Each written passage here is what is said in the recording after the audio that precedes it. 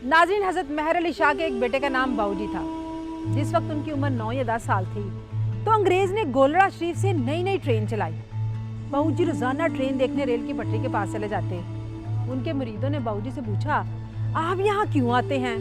तो उन्होंने जवाब दिया, मुझे ट्रेन से मोहब्बत हो गई है। मुरीदों ने पूछा, क्यों मोहब्बत हो गई है? उन्होंने जवाब दिया कि इसकी 5 वजूहात हैं। पहली वजह यह कि ट्रेन का इंजन ट्रेन को मंजिल तक लेके जाता है। दूसरी वजह ये कि आखिरी डिब्बे को भी साथ लेकर जाता है। तीसरी वजह ये कि ये आग खुद खाता है और डिब्बों को नहीं खानी पड़ती। मोहब्बत की चौथी वजह ये कि हमेशा सिराते मुस्तकीम पर चलता है।